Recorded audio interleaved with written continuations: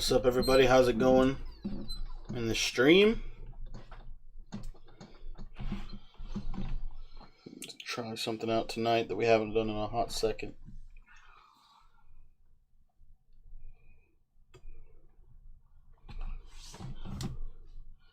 We got a little bit of a treat for you guys tonight. We have a conversation about defense that I've been wanting to have for a long time. I actually can't wait to talk about this stuff with you guys tonight. What's up, Gaming Dude? What's up, GC? How you guys doing in the chat? What's up, Manuel? Alright, Yashi, I'm going to give you a call on Discord. We got a really, really good conversation tonight. I'm actually super jacked for it. We got a conversation about defense, something that we've needed to have for a while.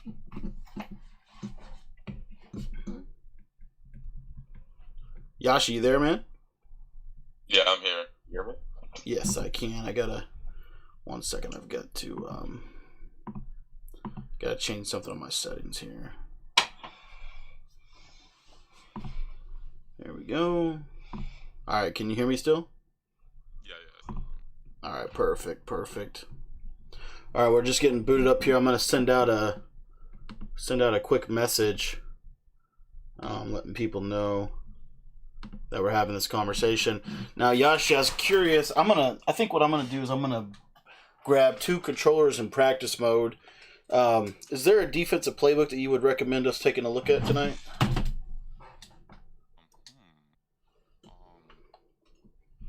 would definitely check out Miami.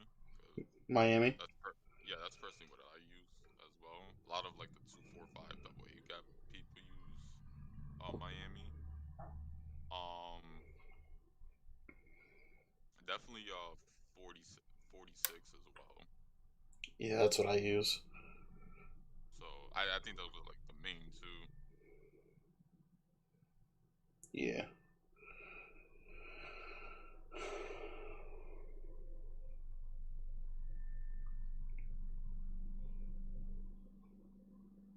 How you been, Cody? Been doing good, man. Been busy. Tell me a little bit about how the YouTube channel is going, man. Have you got everything set up yet? Yeah, actually, today I was just kind of like testing out the stream. Trying to like make sure like all the settings are correct, all kind of like all the little stuff like the overlays and all that nonsense. Because I'm really good when it comes to like the software side of things. Yeah, So probably I was better than I adding am. like yeah, I was adding like all the like the little kind of like the screens and the startup screen and what it looks like when it's when I'm logged off. All the Twitter and the Discord overlays on the screen itself. So all that little stuff I was just fixing along with like my face on the screen itself as well. So Nice. You're going with the face cam starting out. What's up, Drew? What's up, Darren? Going strong with the face cam, bro. yeah, I don't know. Personally, I just like engaging with like the viewers, right? Like, cause you've even noticed, like, even in the chat, like, I'm down to play anybody or with Right. anybody, in that matter. Like, if somebody's like, yo, let's play some squads. Like, let's do that. I haven't played. I don't think I've played the yard yet. So I played the yard, I think like 3 times. Like, not much. It's actually pretty fun. is it? Yeah, it actually is pretty fun. It's a little glitchy, like all the stuff that you can do, but it's pretty fun. I enjoy it. Alright, well, I think I got everything loaded up on my end. So, guys, welcome to tonight's stream. We're going to do things a little bit differently tonight. I'm actually super pumped up because we're going to talk about some stuff that I've actually wanted to dig into a lot. Now, Yashi, real quick, before we jump into that, is there any offensive playbooks that we should boot up here for this session as we're taking a look? We're going to do a deep dive tonight on defense and kind of countering maybe some of those popular offensive schemes that you would run into online. You said Miami on defense, correct? Yeah, and then I think offensively, I would say Las Vegas or New York Jets. All right, I'm gonna grab the Jets, and then I'll also grab the Raiders book, and then I'll grab 4-6 as well. What's up, Manuel? Ravens are giving you trouble with Lamar. We'll talk about that in just a moment. I am so excited for this. I'm telling you, I'm probably more excited than you guys are because I can't wait to. This is something that I've wanted to talk about and just haven't had the right Madden mind to be able to really pick. And I think I found him in Yashi.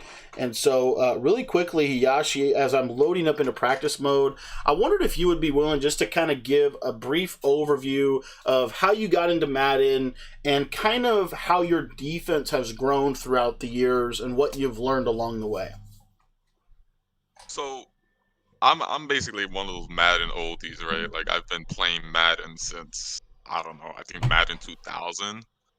So like I've been in literally every iteration of Madden you could think of, with all the different glitches, with the swerve glitch, I mean anything you could think of, like I've been involved in. So you know back then, a lot of you know what Madden is, well, what it used to be was just your basic old money plays that worked, right? It's just consistent stuff that worked. And what I've learned along the way is that one, a lot of people hate pressure, Mm, and two, when you disguise everything and make everything look the same on top of sending pressure, you know, it really distraughts a lot of players. Like I think, you know, not enough people focus on running the ball. Not a lot of people focus on their offensive line and how to like ID the mic and all that stuff. So I think that's really important to like learning it at kind of like the start, because if you don't know how to block certain blitzes, right? Like for example, like if some average Joe doesn't know how to block the 3-3-5 odd blitz with right, the spread out, linebackers spread out the defensive line and then you contain them, he basically lost the game, right? right. Like, Oh yeah, you're just gonna keep doing it over and over again. yeah. So I think that's the biggest thing what I've learned, like, making everything look the same on defense, um making my pressure like be pressure. Like if I'm gonna pressure you, it's gonna come out pretty hot and you're only gonna have a split second to make a decision. If you Right, bomb me over top, I live with it, whatever. That's what I get for blitzing 8 people at you. So right, right. Well, as a little bit of someone who's I think gotten a lot better on the offensive side of the ball in the last couple, maybe in the last year, um, definitely agree with you that pressure bust pipes. I mean, when you look at the quarterbacks that are like the top of the line quarterbacks and their offenses that are the top of the line offenses, even if you go through all of NFL history, really, you're going to find that the defenses that gave them the most trouble are the defenses that were able to put pressure on the passer, be able to take yeah. one or two reads away and be able to send pressure. Now, and obviously disguise that. Now, what I want to dive in deep to is a little bit of your 2-4-5 stuff. So, can you kind of talk about like why you like the 2-4-5 double A gap so much, and kind of how you put the scheme together, and just kind of what are some of the key things to think about as you're kind of looking into this defense? So first off, what I want to talk about is just man coverage, right? So like what I think about, you know, attribute wise and player wise, who I want on my defense for this scheme is one, either if you don't have one step ahead, like in weekend league or an ultimate team, you want to stick with fast guys on your as your DB, so like your safeties, your corners. Um, and then the other thing you want to focus on as well is your 6 people on the line, right? Basically 4 linebackers and the 2. I guess you consider them like defensive tackles in that scheme, but I mean they're kind of not. Um, so what makes this scheme so you know hard to defend is when you have the speed to cover the receivers so quickly. just like that, like the pressure's just coming in like crazy, right? Right.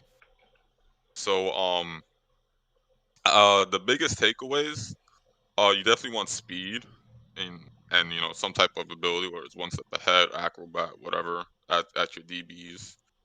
And then here's the interesting thing, which I think a lot of people don't know, is I like to put either a safety at the left linebacker, well, the left middle linebacker in the Right. double A gap. Because usually that's the guy like putting in the middle third. He basically takes away like all the little intermediate to deep routes who like to, people who like to run posts from the outside receiver. Um, and then you want your best two pass rushers at the technically like the D tackle position, right? Oh, like Uh, where okay, so you want them like on the second to the from the outside then. Over the yeah, guards. Okay. yeah, over the guards.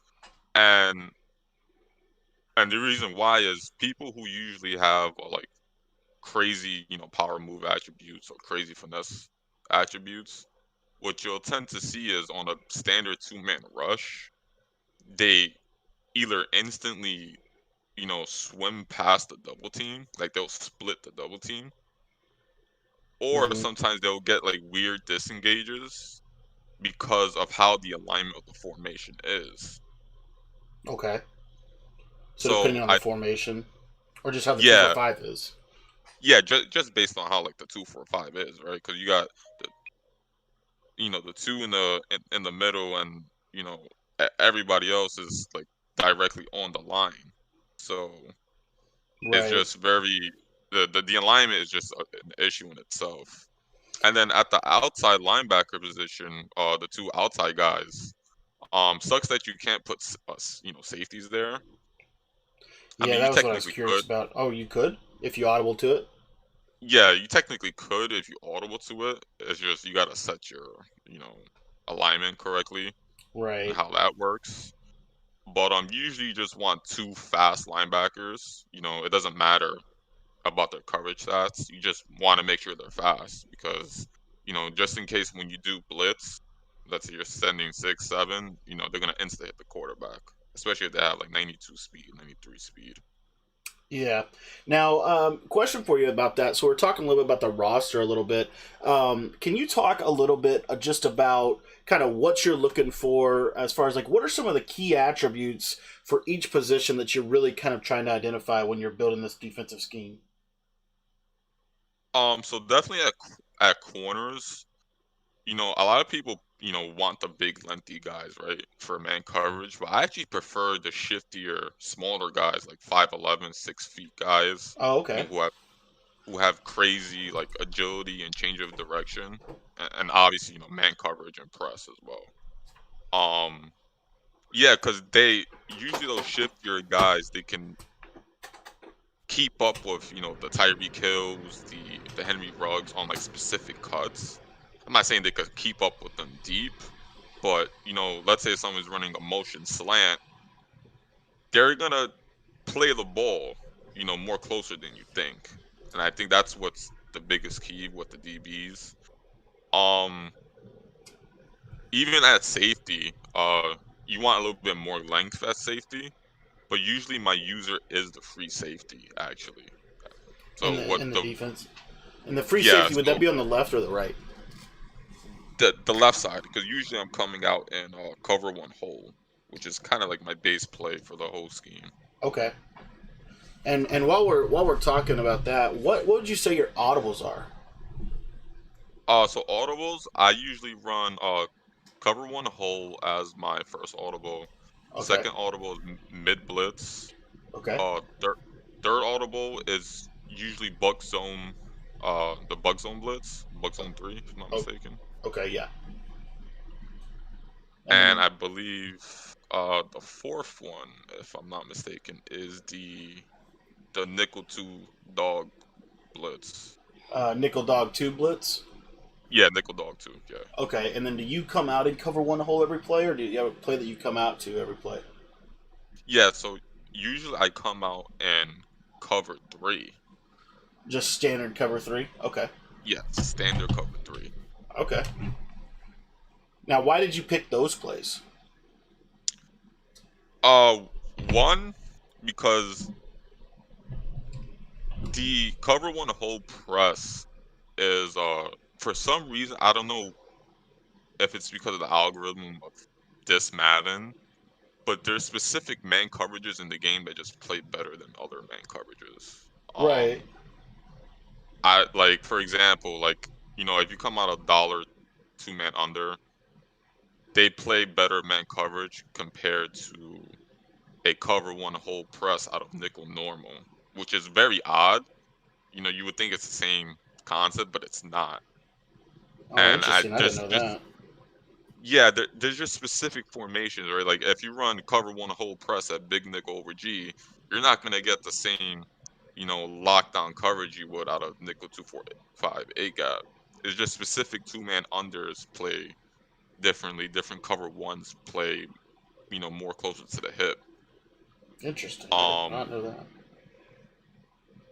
and then mid blitz is, I mean, fairly simple. If I want to gas somebody up real quick, just instantly go to it, press everybody down, and let's see what happens.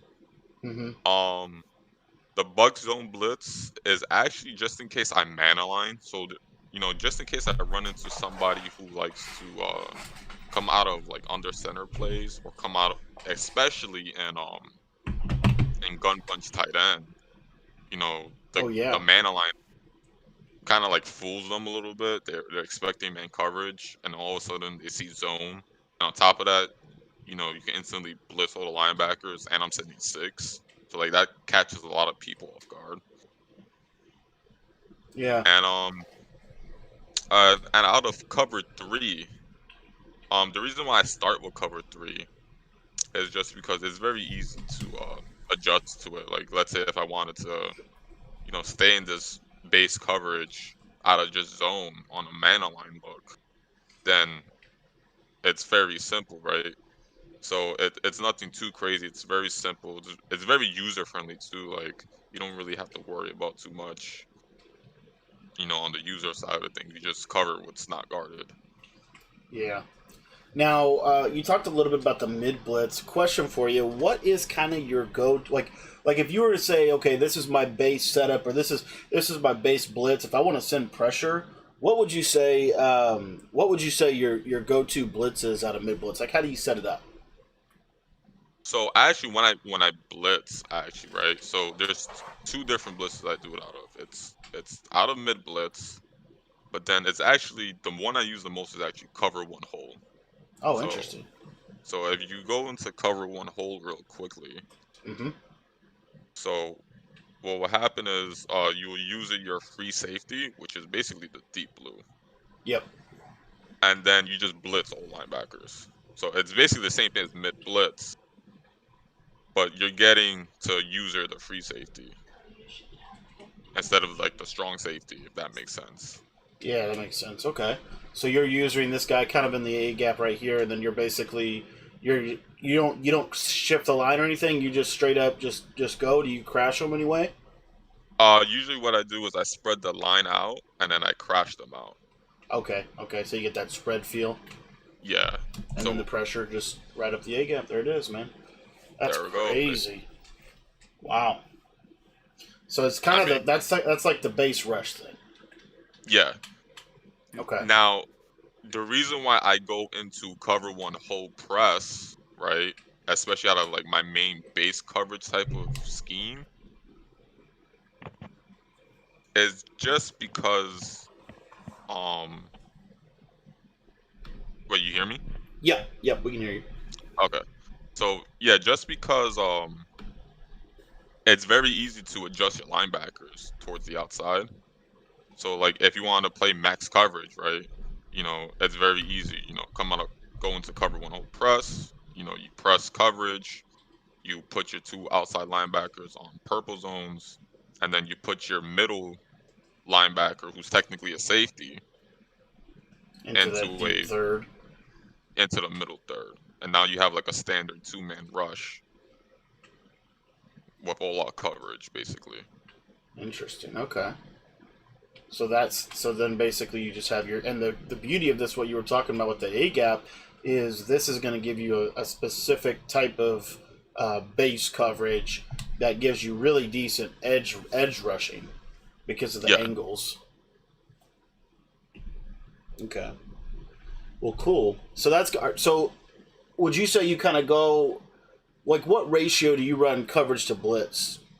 Do you have do you have like a set system for that? So what I like to do first is usually as like a defensive guy Mm-hmm. in the first quarter, it's kind of like you're feeling the person out, right? So Right. if I feel like I'm a blitz the person, right? Let's say we just started the game and I'm on defense first. I'm gonna keep sending the heat. 6-7, 6-7, 6-7, 6-7 at you until you show me that you can beat it. Right. Now, obviously that's a like basically like a yes or no scenario. So if you can't beat it, then I'm gonna keep sending the blitz at you, right? I Right. mean, it's just that simple. Like if you can't beat it, then I'm gonna keep sending the blitz, and that's how I'm gonna win the game. Just playing highly aggressive. Now, if you could show me that you can beat it, that's when it becomes the chess match, right? So now, when I'm sending, 6, 7 people at you 50, 60% of the time throughout the game, and then all of a sudden I come out in max coverage with the standard setup I just, talked about, and only 2 men are rushing you, you're just like, what's happening? You Right. see what I mean? Yeah. You're just like, well, oh gosh, I didn't. And you start force something quick. Yeah, and it's like it's not confusing. It's just when somebody gets used to, someone blitzing nonstop, nonstop, and then all of a sudden they're just playing all out coverage. Right. Then they're gonna it's gonna stay in that person's head and in their mentality of, oh, I'm gonna have to block my tight end and running back on this play. I'm gonna have to block my tight end and running back again. And then when you get to those third and longs, fourth and longs, or sometimes even third and fourth and shorts, you hit them with the all out zone coverage, and it's like, oh wait, I didn't expect this. Yeah. Now, question for you on this. So, like, would you say, and I do want to dive a little bit into like formation specific defenses in just a second, but Mm, I wanted to talk to you a little bit about two more things. The first thing is pass protection as far as your blitz, and what are some of the things that the offense does that you are aware of that can kind of slow your blitz down. And then the second thing is we're going to talk a little bit about our zone, the zone coverage guide that you put together, and kind of some questions I had off of that. And then this was a resource that we're going to give to everybody via the text message membership. So I'm really excited about that, just to share kind of what you've taught me a little bit about it. But what I wanted to ask you is on your blitz and on your kind of your base pressure scheme, what are yes. some of the things that slows it down? How do you deal with some of the counters to your blitz? Because it always is that punch counter punch type of thing. All right. So one of the biggest counters, obviously, I think is that the blitz could be very easily picked up. Right. It's not something ridiculous that it can't be picked up. It's as simple as you block your running back, you block your tight end. Right. Right. I think where it becomes the cat and mouse at that point is now if you're blocking your tight end and your running back, and I see that you did block them, and I have my user, and I see that you did block those two guys, then I'm not gonna rush in. I'm just gonna go back in coverage at that point, Right. right? So then it becomes a 4-on-3 on the field as opposed to a 4-on-4 situation. Hmm. So it's basically the same concept out of 3-3-5 wide, with the user rush, right? Right. You know, if you don't see the running back blocking, then you take a user, boom, run right up the A gap and sack them. And actually, you could do the same concept out of this too, right? Like let's say if you want to put your free safety that you're using now into a deep blue or into a purple, and no one's blocking, and you see that you're home free to just run in there, you can. Right. So it's same concept, and yeah, I mean blitzing wise, it's not hard to pick up. It's just a matter of That they have do to you do know when? something. Yeah, they have to do something about it, and how many are you going to guard? That's the bigger question. Because now, if you're blocking two people, who's really winning the game? Is it them or is it really me? You know, I'm Right. making you block two people, three of your guys are covered, and I have a free user at that point. So 100%. 100%. All right, now this is the part that I am super, super excited for, and I hope you guys are in the chat. This is something that I have been trying to learn myself through trial and error, and I honestly I know a little bit about it, but I don't know a ton about it.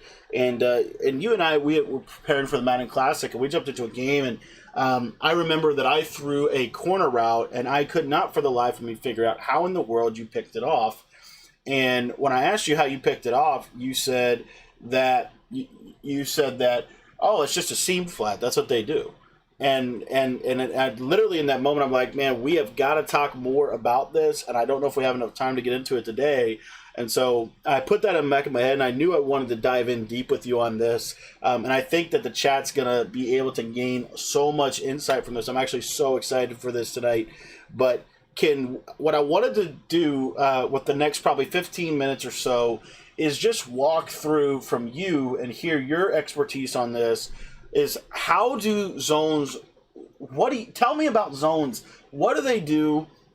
What are some of your favorite zones? Why are they your favorite zones? And then maybe even talk a little bit about how you utilize zone drops. I don't know if you could talk about kind of some of your favorite zone schemes, or just what do the zones do? Maybe just a brief overview of all the different zones, and kind of diving in a little bit to that. I would love to hear your thoughts and just hear what you think about just kind of what do the zones do, and then how yeah. can you use each of them to better yourself defensively.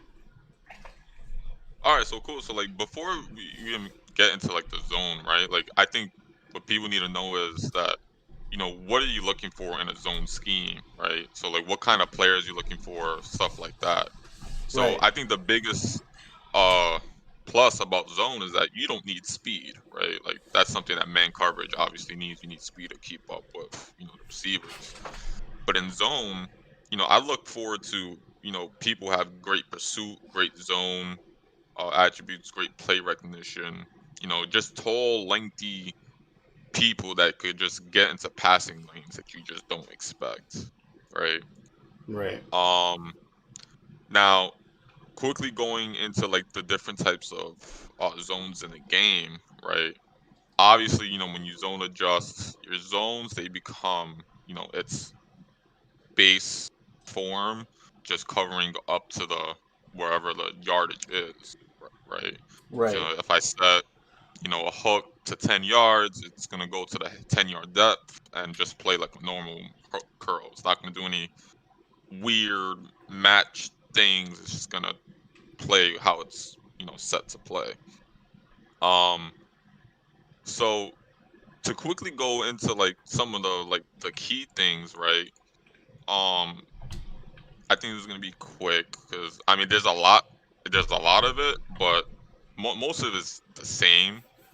I'll just cover the important things. So like for zone adjusted hooks, right? Mm-hmm. Um, for the most part, when you put zone adjusted hooks to like 0 to 5 yards, they they mostly cover like the inside of things, so like inside of slants, inside of in routes, hitches, even drags. It won't cover like let's say if a drag is going from in all the way to the outside. It won't cover that, right? Because the drag is too far outside, so obviously the hook curl is not gonna guard it. Right. Um, but when you get into like the 15-yard, 10-yard territory, is where zone adjusted hooks get pretty interesting. Oh, really? Um, they'll start playing seam routes, very oddly. Um, they'll play closer towards like their inside hip, and it'll look like it's man coverage. Um, even deep in routes, like people who struggle with like deep in routes and dagger routes, that come like across the field. They play those pretty well too. What's the depth on that? 10 or 15 yards. Okay. Okay. And yeah, so I think anything beyond that is kind of like unnecessary, right? So like I, there should be no reason why you have a 25 yards zone depth hook, unless you're in a 4th and 30 situation. Because at that point you should be running like middle thirds and deep halves at that point, right? Like Oh yeah, yeah. Oh yeah, 100%. um, but going into like the specifics of like each each yellow zone, right? So you got the hook curl, you have the 3 rec, and you have the vertical hook. So what's cool about them when you leave them in default is, let's start with the hook curl. If you leave it on default, just standard, default coverage, it will play 5 to 10 yard routes that break inside or near its zone, right? And sometimes they'll even match if that's the only route nearby.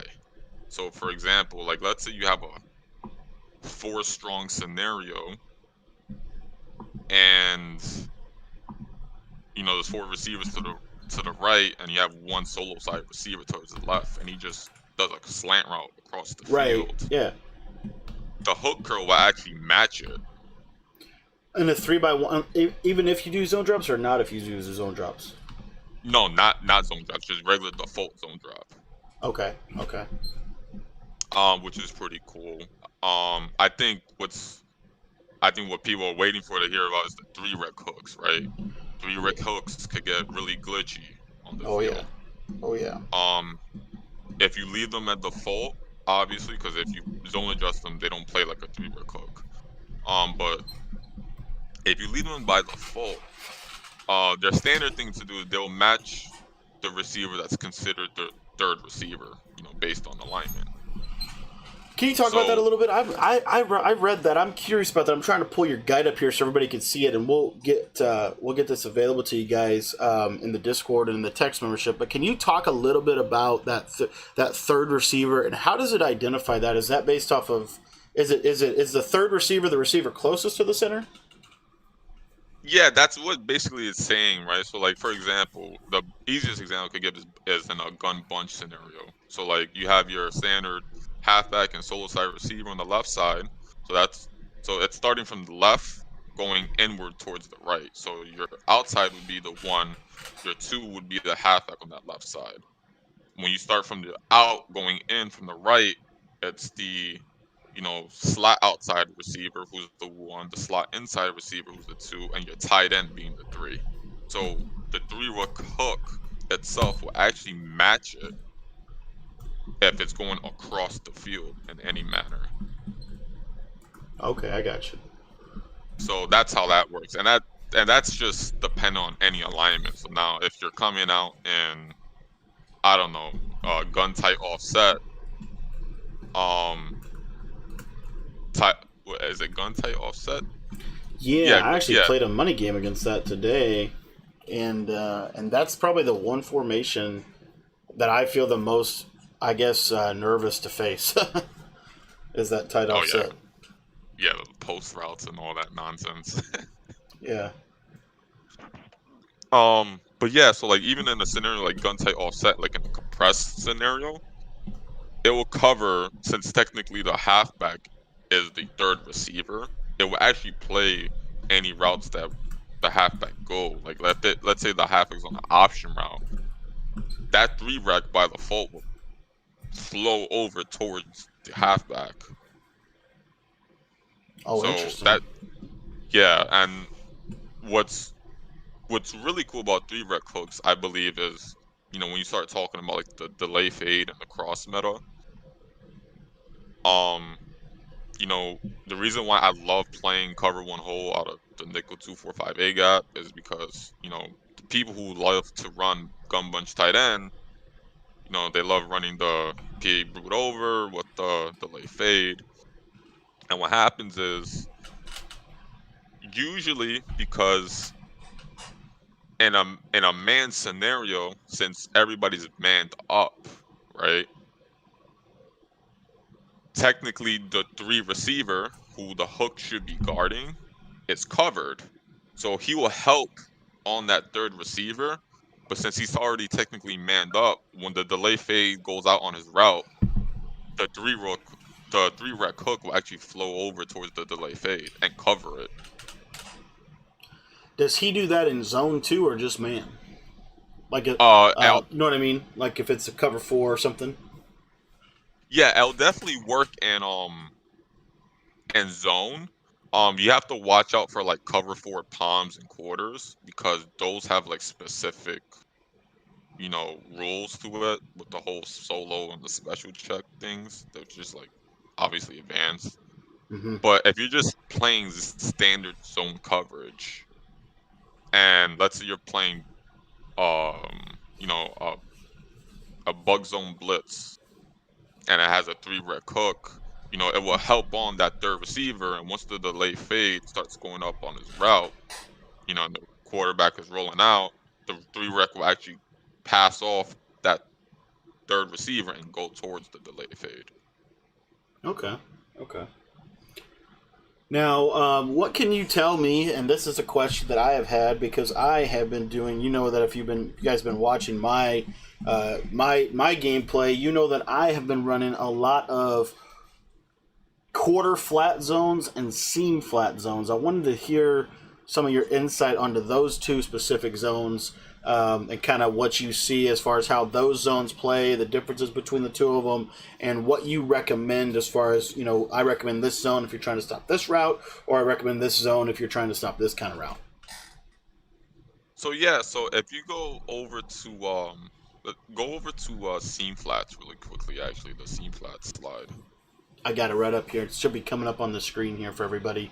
Also, guys, just want to remind you that this. Let me just ask Yashi. My plan with this is to try to make this as available as possible. If you're good with it, I'd love to email this out to everybody. I'd love to get it out in the text membership. I'd love to get it in the Discord if you're cool with that. If not, we can talk off stream about the best way to get this out. But I did want to. I had meant to ask you for permission beforehand. But would you be cool with us getting it out that way? Oh yeah, of course, definitely. I think this is something that everybody should like, kind of like review and look at and just understand like how defense works. At just a regular playing level. To be honest. Yeah, well, I really appreciate that, man. Because, man, and that's why I was really excited to have you on the show because I kind of knew going into it. You're one of those guys that in the community that I really respect because you're a resource. You've been a resource to me, but you've also been a resource to multiple people in the chat. So, just I'm really really excited and thankful that you said that. Now, anyway, let's jump into seam flats here, and we will get this. We will definitely get this guide out to you guys. Hopefully, it will be posted in the Discord tonight, and then it will be texted out to everybody tomorrow. And then Professor Q actually will address that in just a moment. So, what's so cool about the seam flats, right? So, this is what I wrote saying was what the default plays awkwardly in its zone, moves around a bit more compared to regular curl zones, yada yada yada. All right. But I really highlighted awkwardly because for whatever reason, seam flats don't play like curl flats and they don't play like quarter flats either. When you leave them by default, anyways, um, they'll run routes that run vertically up the field. For whatever reason, because that's their job, right? A seam flat it's to cover the seams. So if you leave it at default, then the seam flat is going to take a vertical route that's above him, right? What's Mm-hmm. weird about the seam flat though is that if there is no vertical route near him, he just takes the inside hip of whoever's near him. For example, if we're in a gun bunch scenario and the solo side receiver is on a post route, he's technically the person that's going vertical, so he'll actually play towards his inside hip on the break of his route. Then he'll pass him off, and then the post is going over towards the middle of the field. So weird things like that, the seam flat plays. It's likes to move around more compared to the curl flats and stuff. And the quarter flats, it's like quarter flats are kind of like useless, to be honest. Like unless you're playing like cover before palms or cover for quarters, then your quarter flats are basically playing like a hard flat at that point. Hmm. So, but what's cool about the quarter flats is some people will get mixed up if you leave them on default coverage. So what will happen most of the time is, like I said, quarter flats will play like a hard flat. The only difference is that they match, so it becomes man coverage at that point. So that's a little like a special logic rule in that sense, because if you know that somebody likes to run, cover four quarters and cover four palms a bunch, all you really have to do is send your halfback on a flat route. It's that simple. He's gonna get wide open every time because technically, the person who's in a quarter flat zone matching is it's not technically a quarter flat. It's man coverage. So that's a Hmm. little tidbits that people should understand because once you start seeing the cover four quarters meta and the cover four palms meta, where everybody's just leaving their zones at default, you have to understand that certain concepts that are happening on the field is matching. And when something is matched, that means man coverage, not zone. Right. Hmm. That's good. Now, so out of all those, you talk about seam flats, curl flats. I haven't heard. So for curl flats, what would you say the value of a curl flat zone is? Honestly, and you're gonna see this a lot when even like, even when we've played actually, I like leaving them on default because one, they help out with run fits, so they actually help out against the run, even if you do pass commit. But the value of them at default actually is that they play slants that come from one side of the field to the other Oh, really? really well. Like really, really well. They won't cover your crosses, obviously. The crossers get too, far, above them. But if you're facing somebody who likes to slant from one side to the other and motion slant consistently, you're just put a default curl flat out there and you're solid. You don't even got to worry about the route. Just bait them into it at that point. Right. Just let them run into it, basically, kind of set a trap. Yeah. And what's cool about the curl flat too is that by default, what people don't know is if there's no underneath route, right? Or like there's nothing going into their zone, intermediately, they'll play the nearest flat route underneath. So let's say you're the same thing, gun bunch scenario, and the halfback blocks, the solo side receiver goes on a post route, and now we have a slant route coming across the field or some type of drag coming from the right side to the left side where that curl flat is. Even though a curl flat is supposed to technically play like the intermediate part of the field, he will bite down towards the drag because that's technically his responsibility at that point. Right. Okay. Now, other question for you before we dive into the route combos, and I do want to talk a little bit about that. We'll talk a little. We haven't talked about flats yet, but we'll come back to that. I got one other question I've been dying to ask you actually, Yeah. because it's something I've actually been thinking about a lot. So defensively, if you think about this, offensively, for example, you see basically bunch tight end, tight offset tight end, strong close, bunch, trips tight end, ace slot offset. All of those, there's probably 7 formations there, right? Yes. I would argue that even though there's 7 different formations, you're basically facing a very similar concepts.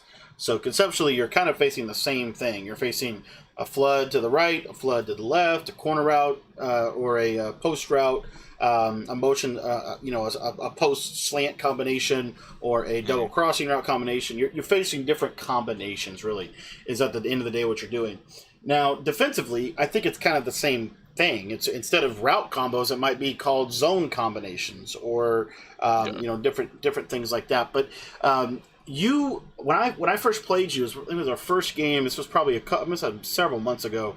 Um, you were running 3-4 odd. That was your defensive choice, 3-4 odd and 3-4 bear, and then you Yeah. shifted to the double A gap, and also I think you've ran some other stuff at one point as well. But my question for you is this: as you kind of move Madden to Madden and really just kind of learn more about this game, how do you decide what formation to run? And is there a major difference between a 3-4 bear and a 2-4-5 double A gap? Um, well, answering that question first with the formations and like if if there's a similarities or difference, there is a big difference, right? Because I'm not gonna be running 3-4 odd against somebody who is in a 5 wide scenario. Like that's, I mean, you can, but it's just gonna give you more of a headache at that point, right? Mm-hmm. Um, but I'm not saying it's not plausible either, right? So, referring back to what you said when we first played, how I got into loving the 3-4 odds so much was, one, it's user friendly, it's very easy to understand. Two, it's symmetrical. So when you base a line, everything looks exactly the same. And three, you could get a lot of crazy zone concepts that you can run, right? And that's alluding to like what you said, like, what are, my favorite type of zone concepts. And I think definitely the one that's been consistent for me like all year round of this Madden has been a corner on a 20-yard cloud flat or a 25-yard cloud flat and some type of DB or like linebacker on a 0 to 5 yard curl flat. Okay. Now, Yeah. people are probably wondering, like, wouldn't you want the 20-yard curl flat and 5 yard, you know, cloud flat or hard flat? And what I've labbed up and tested actually is that if you run 20 to 25-yard curl flats, they don't get fully outside like you intended to be. For whatever reason, they just don't get to the sidelines, right? Like if you run a 20 to 25-yard curl flat, I could still fit in a 20-yard corner towards that side with gunslinger. Right. So what's the point of having a 20-yard curl flat then? Yeah. So when I flipped it and I started realizing, okay, what if I would have turned and let's say switch my corner into a cloud flat, get a press animation on top of it, because people don't know you actually get press animations out of cloud flats that are pressed up, in front of their man. Um, Maybe you bump them, and then somebody gets baited by the 20-yard cloud flat, and then they throw into it, and boom, it's heavily contested. And then on top of it, when you have the curl flat, going at a 0 to 5 yard depth and you're pass committing, they get out there pretty quickly. Like it's essentially having a hard flat at that point. But I think that was the biggest takeaway. It was rethinking how should I play zone coverage, because zone logic in this game is not the greatest. I could admit to that, but I think it varies by position. Like if you have a you know, outside linebacker on a 5 yard curl flat, they'll get outside and play the flats, right? But then if you have that same, outside linebacker slash safety on a 20-yard curl flat trying to play a corner route, they're not going to get there. They're just not, Yeah. right? And that's the biggest thing. So I started realizing, when you put your corners more at like, cloud flats and start kind of making that Mabel coverage inverted as opposed to, it being the simple 20-yard curl flat, 5-yard hard flat or cloud flat, you start giving people a lot of issues because now, you start baiting corner routes, you start baiting crossers, and then now you leave the whole middle of the field open for you to use her. Right. Yeah, that seems to be one of the fan favorites. Now, I haven't heard a lot of people say doing it out of a cover two look, but it seems like you're saying more of a cover two Mabel concept. Yeah, definitely. Because I think, what's interesting about this meta right now is a lot of people running cover three and, the standard, blitzes out of cover three, zones and stuff. Hmm. But what I don't see is why aren't people running cover two? You know, Right. most of these concepts that we're seeing in the meta right now, it's basic flood concepts and basic routes that go over the middle. If you have your user over the middle and you have a decent user, you could probably take away a route or two over the middle. Yeah. All you really gotta do with the outside is make sure your guy's on a 20-yard cloud or hard flat, right? Because you zone adjusted, so it doesn't matter if he's on a hard flat or not. And then just put a curl flat that's at 5 yards, and you have that whole side mabled. Yeah. So and I think that's where it becomes a cat and mouse game because now when you see somebody who's running that type of coverage, obviously you're going to be a little prone to the sidelines, being deep on the sidelines. And that's what you give up in the cover too, right? Like I'm fine with that. But and a main part of this meta, I've faced a lot of people and they just want to run their concepts, right? I want to run this flood concept to the left side out of gun bunch tight end. I want to 100%. Yep. run this crossing concept from left to right with gun bunch or gun tight offset tight end, and a lot of that is covered by cover two. Uh, Yeah. No, 100%. Yeah, cover two might be a move. Now you talked a little bit about the meta, and how meta shifts. What's interesting is, and I don't know how long this has been really true of, but man, I've been around a lot of Madden myself, and I think that uh, I think that it almost always does eventually move to cover two, as far as a defensive meta. yeah, I believe so too. You think about it. Um, Last year, Dime 146 cover two sink, pretty much the main defense. Maybe some cover four, but primarily cover two. Sin 7 or Sin 6. Hmm. Um, you think about Madden 19, LB Cross. I think cover three was meta for 1 year, but it seems to me that cover two is definitely a defense that is very effective, and I think this year more than ever because of what you just said with the Mabel concepts.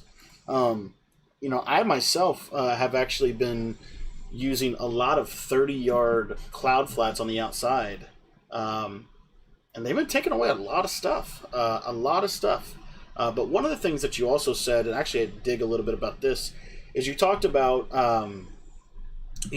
leaving some zones at default. And so if you were to say, these are kind of some base zone drops to start with, how would you set up your coaching adjustments pre-game?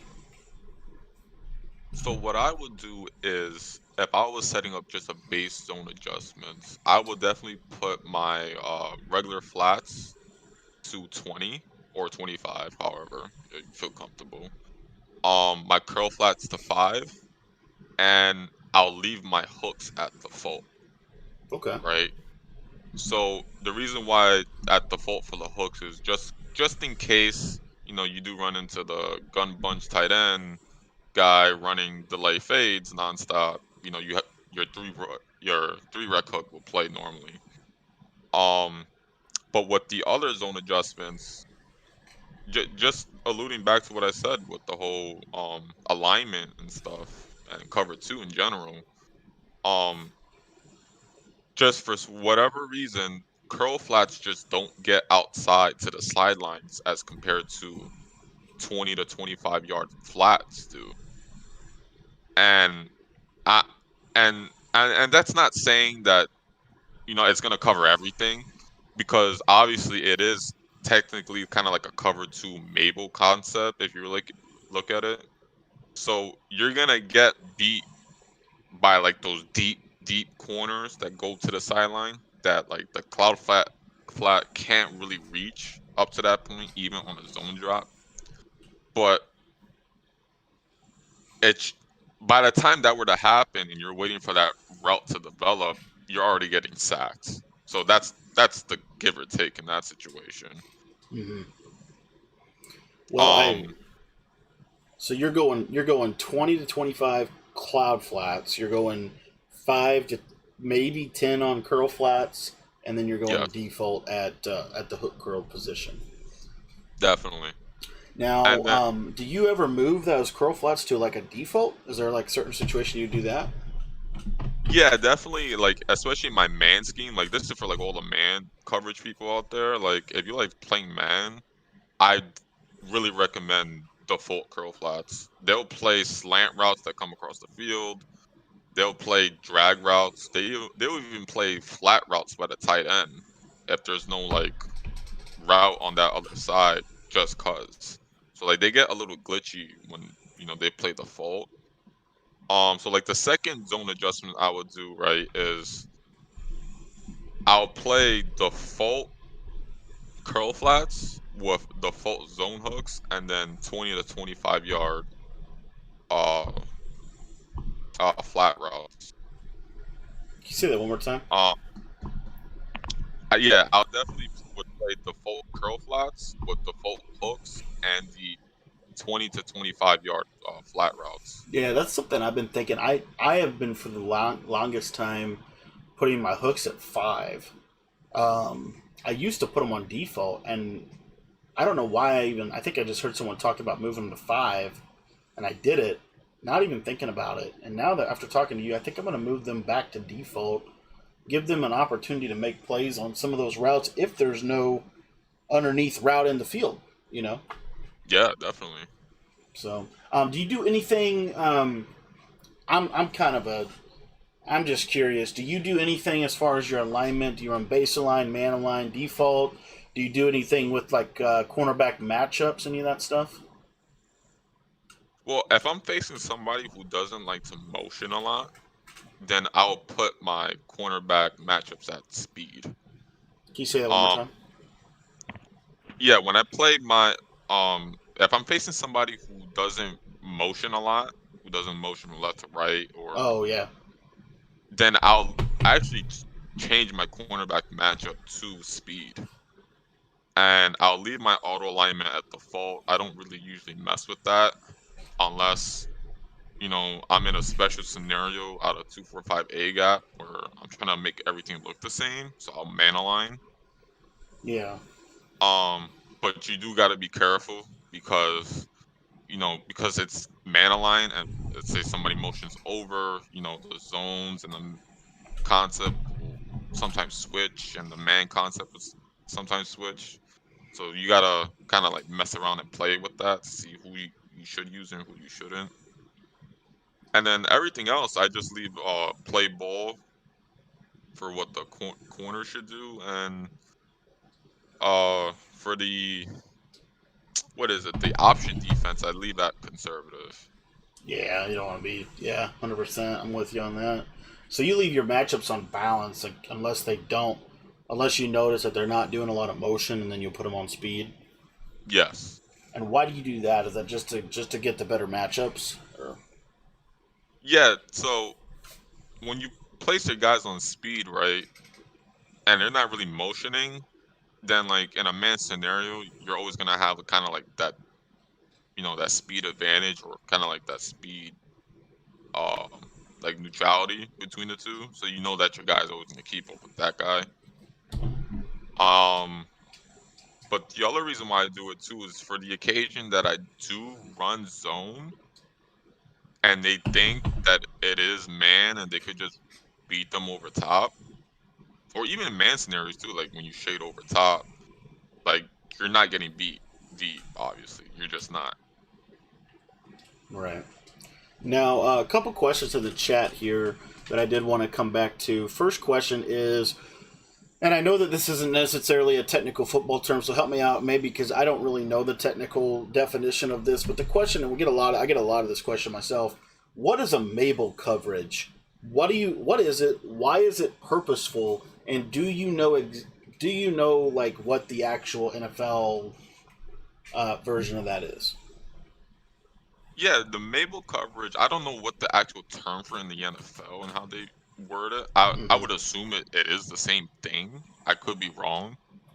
But what the whole purpose of a Mabel coverage is it's it's a two concept zone uh thing that's why it's called Mabel, right?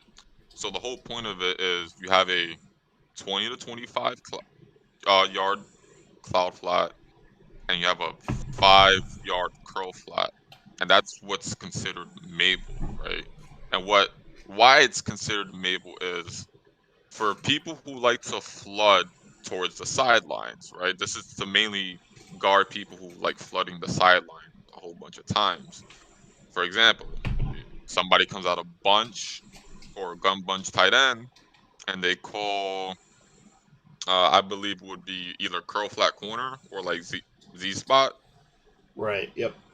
You got the streak, going up the sideline. You got the inside receiver going on a corner route, and you got the tight end on the flat route usually. And what will happen is, the outside corner who's on the cloud flat is playing the corner. The curl flat guy who's set to 5 yards is going to play the guy under. So that's considered Mabel coverage, right? You're guarding the the lower half, you're guarding the upper half, and you're kind of baiting the throw at that point as well. So that's what Mabel is. Now, another question we got is if you have a shutdown corner on your team, so say you have like a Jalen Ramsey and Rags or a Gilmore, where would you put him, and why would you do that? I definitely think it depends on formation, right? So like let's say, again, let's say we're using gun bunch tight end. You definitely want Gilmore either in the slot position, pressed up against his man, so that he gets that jam and basically shuts him down completely out of the game. You're not gonna get no corners routes, no crossing routes from that guy, nope, shut down. You don't even gotta worry about it. And Okay. even it's just very formation dependent, to be honest, because you got your gun bunch tight end, you got your strong close, right? You got your gun bunch. You usually want your best cover guy always on the slot guy. That's what I kind of like default to. Yeah. Yeah. And it's because most people by default, you know, they run their Tyreek Hill at slot. They run their best guy at the slot. Devontae Adams. It's usually because the slot position you can manipulate however you please. You can motion him. He's usually on a post route up down the middle. He's usually on a corner route, floating to the left, right. Like there's a lot of different options a slot route position can give an offense. So if you could shut that down with just one guy, then that just made your whole job easier at that point. Yeah, because now you don't got to worry about the slot corner. I mean, I know at a bunch of tight end, that slot corner is one of the most important defenders. When you face a bunch tight end type offense, because there's three or four major routes in that playbook, and almost all of them center around the slot receiver. I think the Yep. same would be true out of a lot of formations. I mean, trips tight end, it's that first receiver in the trips. Hmm. Gun bunch, it's that slot receiver in the bunch. I mean, you start going down the list of formations. It's heavily in on that slot receiver position. Very Yeah. big emphasis on that. Um, okay, so we got some other questions here in the chat. If you as you guys have questions, go ahead and ask them. And this is actually a really good one from Max Garcia. I'm really excited to ask you about this one. Um, what are the best adjustments for cover four against bunch? Now I know you used to run a lot of 3-4 odd cover four drop style defense. If you were running Yeah. some cover four, or maybe even deeper than just cover four, what would be your go-to bunch defense? What's your setup? What's your adjustments? What are you looking to do against the gun bunch? Oh, so definitely. All right. So if you could go into 3-4 odd real quickly. One thing I like to do is this is a little bit advanced, but for the people who know about the cover four palms and the cover four quarters, solo check and the special check. It was changed as of recently, few I think it was like several weeks ago with the whole how they play and adjust. So what I like to do is, and I'll come out in this base coverage, and I'll just take a chance, right? Right. Is I won't base align, right? Because you want your cover four guys to play the same, but you want um your zone your regular flats into 20 yards or 25, and you want your curl flats to 5 yards, right? So you could get that Mabel coverage like we just talked about. Right. And then do you do anything to your hooks on this, or they default? No, default, Okay. regular default. And you're going cover four quarters. Yes, cover four quarters. Okay. And let's say somebody runs their regular, flood concept towards the right side with the corner flat concept. That's completely taken away by the Mabel coverage on both sides of the field, right? So are What's you so putting your outside corners in cloud flats? Yes, I put them on cloud flats. Okay. Yeah, I've been doing this too. Yeah. Yeah, this is Now, good right here. This is really good. What you guys are about to hear. This is really good stuff. now Go what? ahead. Sorry. Now, what's so cool about this, right? So now, now they're on cloud flats. Now you got the quarters, going towards the 5 yard, right, playing Mabel. So now both sides of the sideline are covered. Now you would think the guy over top on the streak will get open. He actually won't because the cover four quarter above him is gonna match up with him vertically. Yeah, this is a huge tip right here, boys. This is a huge tip. I can't. I'm. This has been a huge tip for me. Yeah, right here. This is huge stuff right here. So you watch. If you're watching on stream now, you see that streak gets matched over the top, taken completely out of the buck, and that takes any streak. So if it's a streak from the outside receiver, middle, any streak, anything goes vertical, that quarter zone's going to take it, which is really really cool. Yeah. Yeah. Look at that. Let's just shut down. Like I'm. Yeah, it's awesome. It is awesome. Now the beauty of um. this is that you can get those seam flats out there as well to your linebackers. The other thing you can do about that 3-4 odd is you got two middle linebackers you can throw in the deep middle of the field as well. Yeah, definitely. So you could definitely manipulate that 3 rec as well, which is pretty cool. Um, and in the chat, like if you guys wondering like how to beat this type of coverage, it's very easy. You literally just put two guys on the streak on the same side. It's that easy because obviously one of the cover four guys has to cover one of them, so the other one is open. Yep, and and the beauty of that though is you got a little bit of a counter to the counter, and I know you've talked about this a little bit, but the idea, one of the things I think we kind of stumbled upon, honestly, and this is why it's so important to have people that you lab with. We stumbled upon the fact that when you run man coverage, like if you man some people up, it does change a little bit about how those outside quarter or those inside quarters will play in a match setting. Yeah, So, and going on to what Cody said right there is like, for example, like if we do the normal flood concept and somebody's going straight up the field, right? So let's say Cody has a corner going towards the right, and he has two streak routes, but one of those streak routes are manned up. Then technically the other quarter zone is gonna match up against the other vertical. that's how smart the AI logic, with this cover 4 quarters is. Yeah. Yeah, no, it's been huge for my defense. I mean, this you see right here. I mean, I manned up on circle, and then the quarter takes the other side guy. So what I always do, whenever I play, is I man up onto the slot receiver, and whenever I play bunch, I man a guy up on the slot, or the farthest outside guy. Whoever gets motioned, I typically will man him up as well. So, but yeah.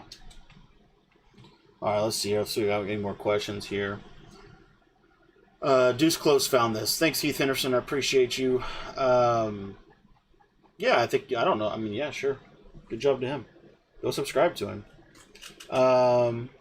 What in a streak from the solo receiver side beat this? Max, that's what we were talking about. So you'll see here, I'm going to put Devontae Adams on a streak route. And if you watch, I'm in that cover 4 quarters with the cloud flat on the left side. And what will happen is this outside quarter zone will go to that streak because there's no other vertical threat. Okay, so that's the beauty of the quarters logic. Oh, here we go. Yash, this is actually really a good question here from Professor Q. Do you change your zone drops depending on what down it is and where you're at on the field? Oh yeah, 100%. Like if I'm in goal line, my whole zone adjustments completely change, right? So like if I'm at the 15 yards towards like the goal line, what I usually run, and I'll start coming out of like 3-4 odd on purpose, just because you want more beefier guys and play like more zone coverage, can kind of like bait your opponent. Because like I'm the type of person, I don't stay in nickel 2-4-5 A gap all game, right? I'll go to 3-4 odd on purpose when you're in the goal line to play the run better, and also like bait you into throws with zone coverage. So what I'll do is I'll go to 3-4 odd at the goal line, and I'll start running, 5-yard hooks and, you know, 5-yard curl flats, and just leave, the flats on default, and start playing, lockdown zone coverage at the goal line, and that's where, stuff gets stingy because there's not that much room at the goal line. So you want to take advantage of that, right? There's not much space, so technically the offense, they gotta extend the field horizontally instead of vertically at that point, right? The closer you are to the goal line. So you want to beef up on, your run D at that point, and you want to beef up on your zone coverage and kind of just take away like all the inside stuff and force outside stuff. Yeah, you almost want to force them to go to the sideline. Yeah, that's good stuff. Let's see if we have any more questions.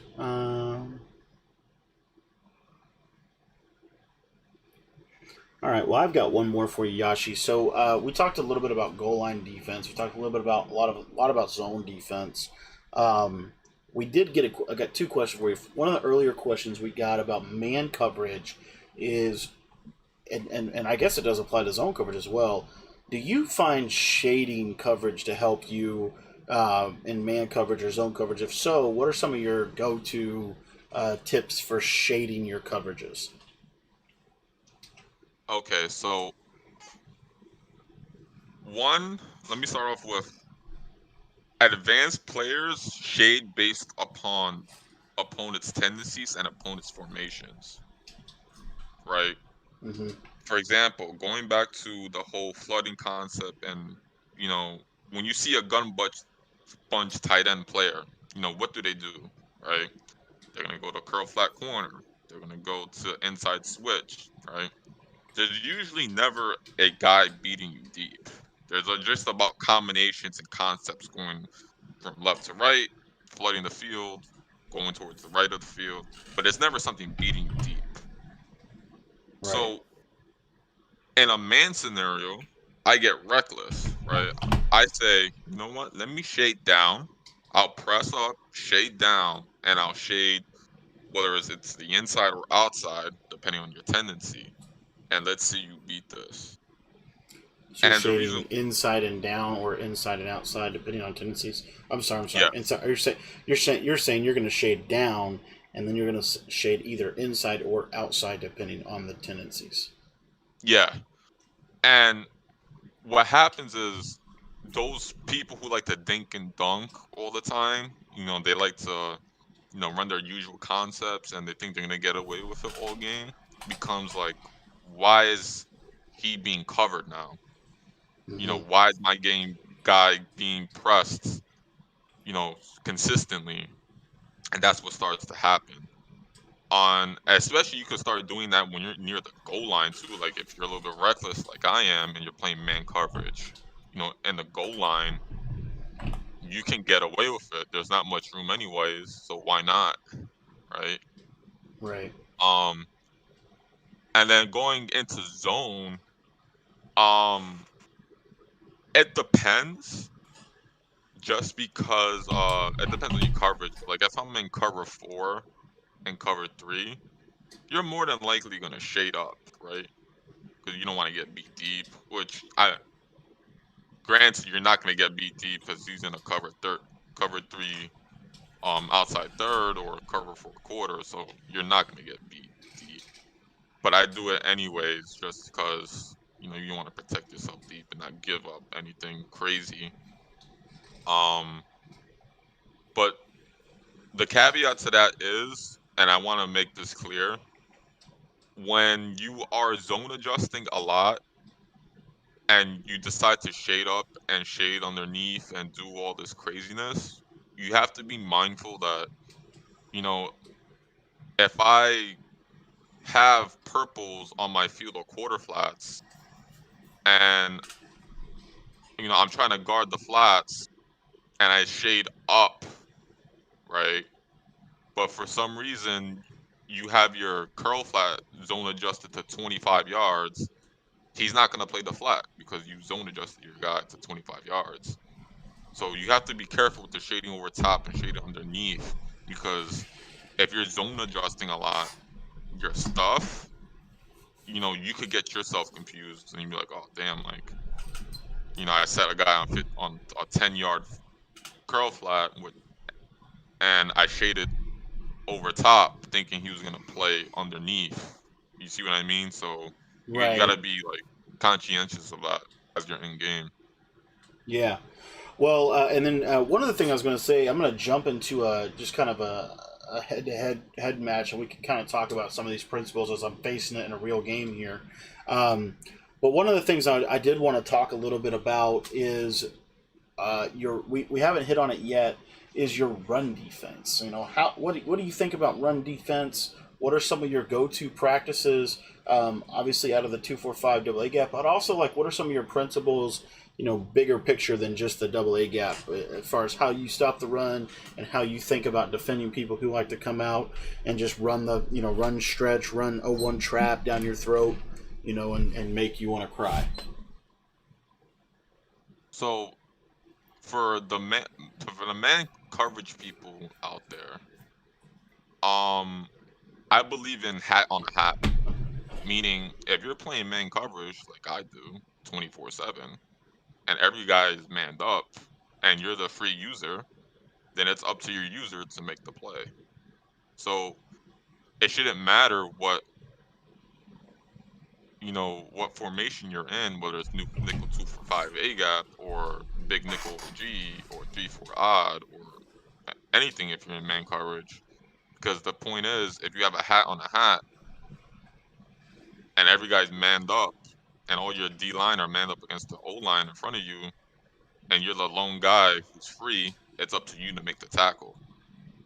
Now, obviously, that's playing, high risk, high reward. But when you get to a point when you have a crazy user, um, you definitely could make those plays. Like you could, and especially like for me, right? Like I understand when somebody's running 0-1 trap or inside zone. So Right. the moment I see the 0-1 trap and I see the guard pulling into the inside, I'm shooting right through the gap and I'm hitting the daylights out of the running back.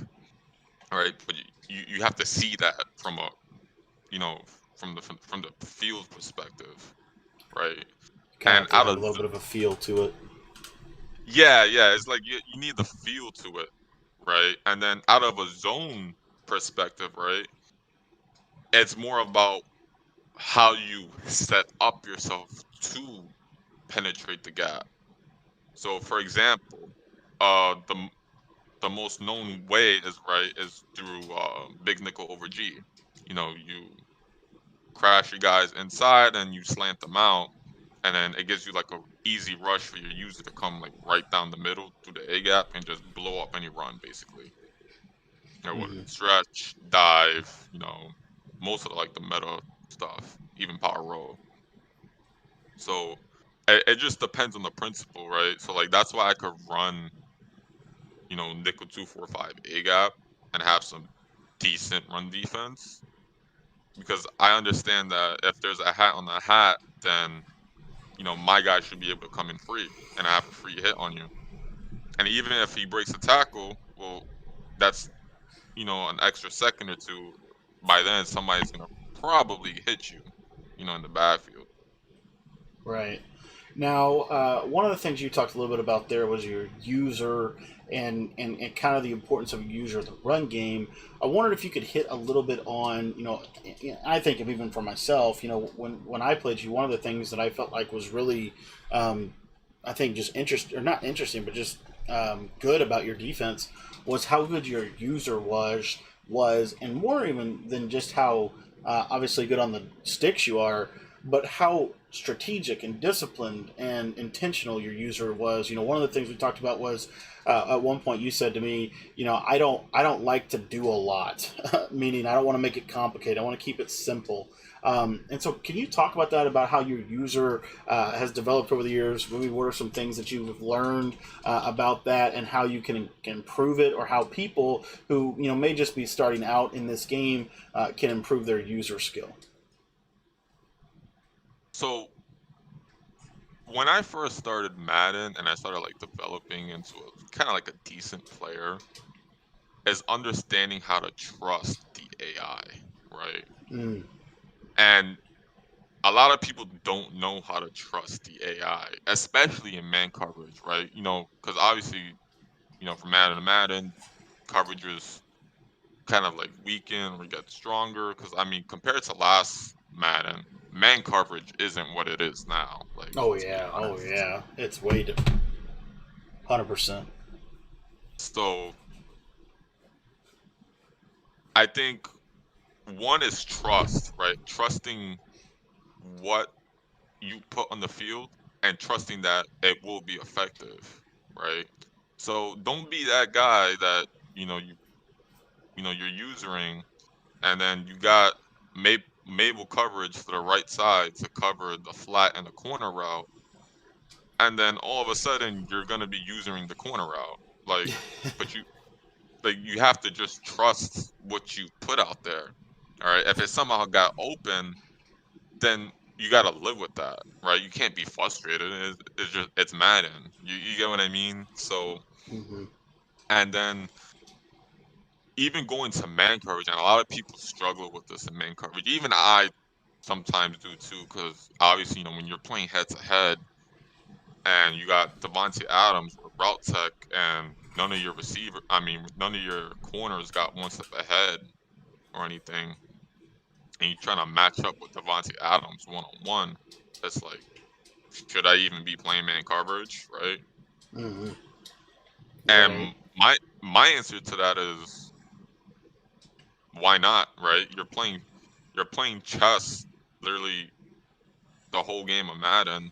Every time you step into head to head, or ultimate team or franchise, whatever you play. So just because your guy doesn't have an ability, you can't match up with Devontae Adams, take a chance.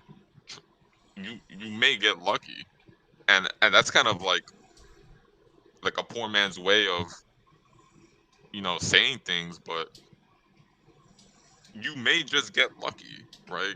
You may Right. just get a weird press animation that you know your opponent just didn't realize, and then all of a sudden he thinks his route tech Devontae Adams is gonna get open right on the cut of his corner, and then boom, you intercepted him because he didn't realize the press animation, right? Yeah, I've Obviously, definitely seen that with even with like regs with Devonte Adams. I mean, I've been in, it's like you said, it's almost a dice roll sometimes with that press. You got a hmm 50-50 chance, even if your corner's not, Jair Alexander or whoever out there, yeah, and that's what I say, right? Like, if you're a man-to-man guy like I am, stick to what you know. Play man coverage, press them, shade underneath, and let's see who wins this game. If you trust in your offense like you do, and you're really decent in offense, you know that you can at least score 7 or some points. Take some chances. It's okay to take chances. You just gotta live with the consequences at the end if you do lose, right? Because then, if you did take the L for whatever reason, you gotta ask yourself, you know, did I make too many aggressive plays, or did I not make too many aggressive plays? Because most of the time, most people lose and cost themselves the game, not because of what they did, but of what they couldn't do or what they didn't do, right? So most people are comfortable with playing all out coverage, but can you be that guy that sends 7 to 8 people hmm and trust your man coverage to box everybody, even with a route tech, and still intercept somebody? You, so it's a cat and mouse game, and I enjoy it, right? Like that's why I switched to man, because like it makes me like more aware, it makes me more antsy. So if I trust that my 4 corners are defending these 4 guys, right, and the flat to the table route to the running back is going to be wide open because he's uncovered. Well, guess what? I'm gonna take my user, I'm gonna shoot out there, and I'm gonna hope and pray that somebody throws it over there. And if he happens to throw it out there, guess what? It's intercepted, Right. right? Yeah, So 100%. that I think that's what's the biggest key. Just one being, trustworthy of the AI, and then two, taking your user to that next level and just taking everything else out of the play. Yeah. Now, we talked a little bit about, kind of big picture philosophy and talked a lot about game theory and stuff like that. I wanted to kind of go a little bit more nuts and bolts a little bit and really just kind of talk through, obviously it comes down to tendencies. I understand that. But do you have some base do you have some base calls that you like to use for trips tight end? We talked a little bit about the gun bunch, but what do you think about trips tight end as far as like a base call or base defense or something like that for trips tight end? I think trips tight end is one of the harder offenses to stop in the game right now. Oh, one of my base calls, and this is gonna sound very weird, is I'll play all out zone coverage from a man look, right? So Oh, I'll give interesting. you I'll give you a cover one hold press and a man up everybody. And I'll do my usual. I'll put my middle linebacker, who's technically a safety, who I usually put there, into a middle third, and I'll put my 2 outside guys on purples. And then I'll shade over top, and let's see what happens. Like, right? Because I have my guys matched up properly. I'm not gonna get beat over deep unless you're a Tyreek Hill, right? And even for, well, and we'll get into that with like the whole Tyreek Hill situation. Like, if I find that there's faster guys out there that could beat my man, then that's when I start running bait, man align out of cover 3 sets and stuff. Right. But I'll just play standard all out coverage because most people out of trips tight end are gonna run the crossers from both sides, whether it's with a slant to the other, a motion slant, and a crosser to one end. And Or some you know, type of route apprentice with the tied in on a crosser and the slot on a crosser, and they call it. I think the TNC boys call it a spaceship concept. yeah, and it's like, don't complicate the game for you. Just see if they could beat you first. Okay, they dotted you up a few times. Okay, so now I'm gonna shade underneath, and I'm gonna send a 7-man blitz at you. because Right. I'm tired of your nonsense. You see what I mean? It's like, Kind of force the issue a little bit. yeah, now let's force the issue, and that's where again the cat and mouse happens because people love having all the time in the world, but when you don't, you don't. Yeah, and I think that's one of the big things that I've been hearing from you. And I think I used to be someone that blitzed a lot. I mean, a lot, and a lot. And I've honestly this Madden have dialed back the pressure a little bit, almost maybe to the point of trying to sometimes maybe do a little bit too much coverage. But definitely, I definitely need to blitz more. That's been my big takeaway from our conversation tonight. Um, Another thing I wanted to talk to you about real quick is your adjustments as a game goes on. And really, I guess just, when it comes down to it, how do you how do you decide what to take away? How do you decide, like, I guess where to start with somebody as far as your adjustments as you begin to work out of your base calls and start to kind of work to trying to deal with whatever it is they're doing to you. How do you kind of go about that once they've kind of taken your base calls and been able to get through that initial step? Where do you go from there? Okay, so like what I love to do, right, is I'll play one way the first half and I'll play a completely different game the second half. And what I mean by that is, you know, you're gonna see me running man 24/7. Usually the first half of the game. And let's say you've been dotting me up, and I'm basically losing. I'm losing 14-10. I've been keeping up with you offensively, but defensively I've been poor. But now in the second half, I'm not gonna give you man coverage anymore. I'm gonna give you all out zone coverage, and now I'm gonna be coming out 3-4 odd and the other schemes that I've labbed up, as well to kind of like take away, your tendencies, right? And that's where opponents get flustered because they think you're gonna stay in that same defensive scheme all game, right? And it's kind of like when you're on offense, right? Like, do you really want to switch out of your main scheme? Right. Like that's like Cody running in a gun bunch tight end, and then somebody's user blitzing him all the time, and then he can't run gun bunch tight end, but he still continues to run it. Like, Kind of insanity. yeah, like, do you you keep running the same formation, knowing that you're getting user blitzed. So what are you gonna do about it? So Right. that's kind of like my mentality with that. It's because people don't like change, actually, right? Most people don't like change. You know, I think Cody, could vouch for me when I say you may see me passing the whole first half, and then all of a sudden I'm running the ball like a maniac in the second half, Right. Oh yeah.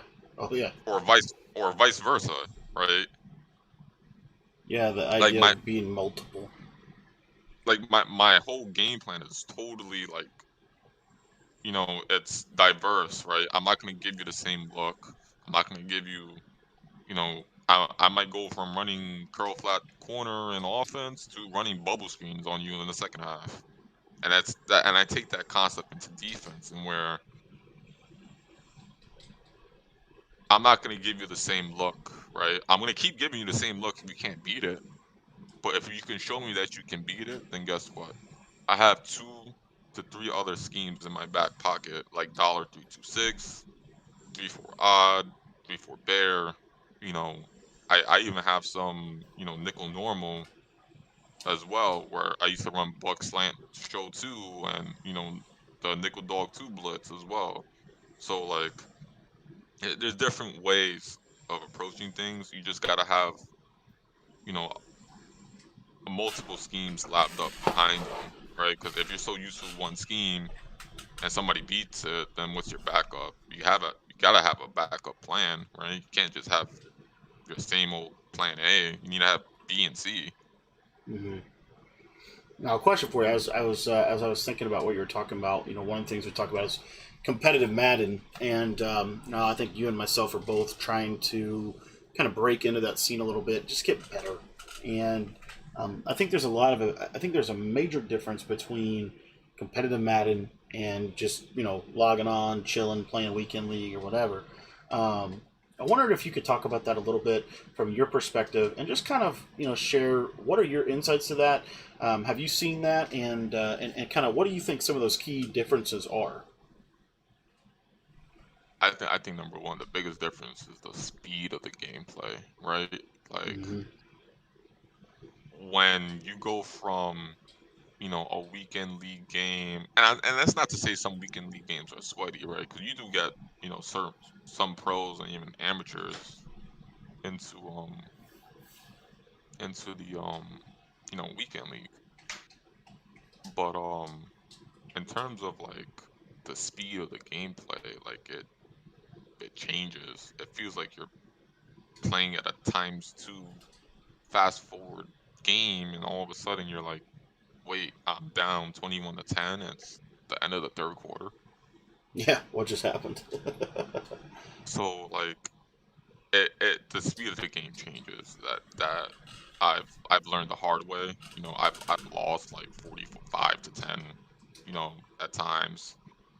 And I've won games where, since I specialize in defense so much, my offense is, I don't want to say lackluster, but it needs some polishing, especially when I pass. Right, that's why I run the ball so much. Yeah.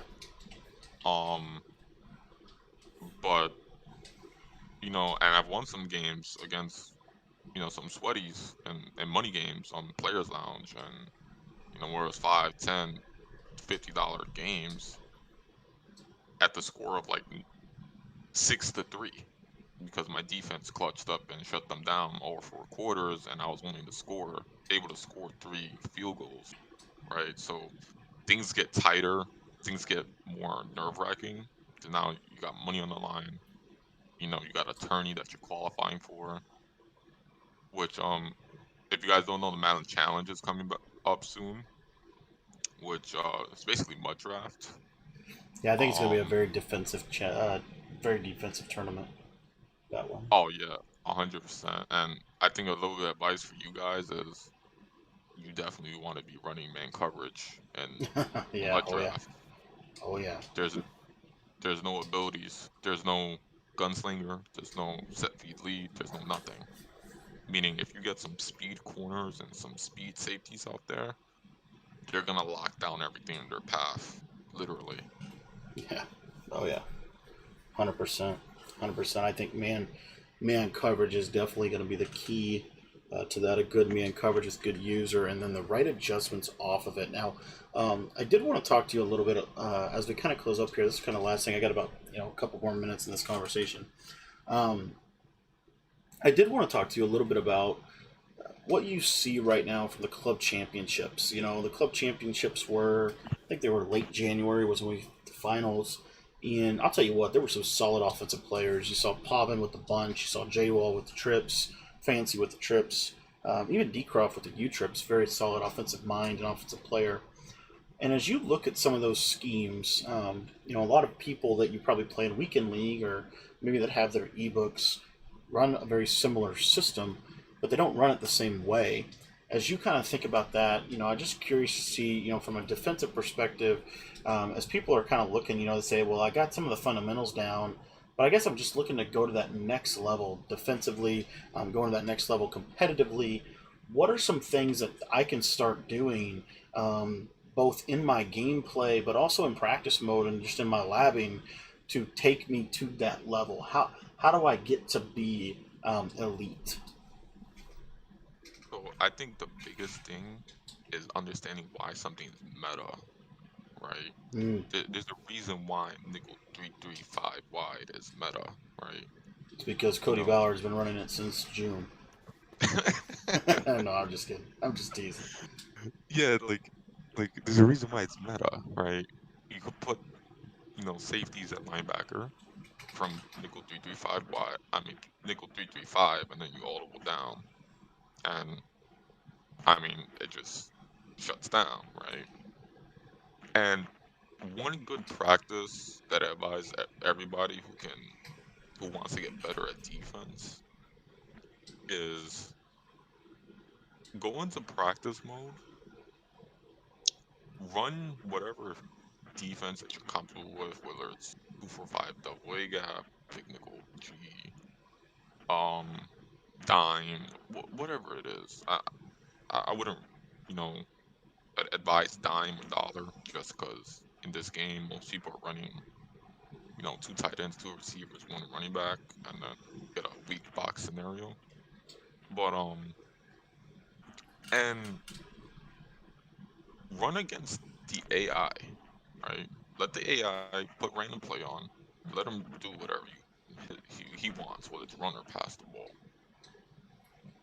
See if you can adjust that in time, right? That's number one. Two, calculate how fast you can adjust. Because there's a difference between somebody who adjusts like a regular Joe and somebody like me who can adjust probably 4 to 6 of my guys in a matter of 3 seconds Right. Oh yeah.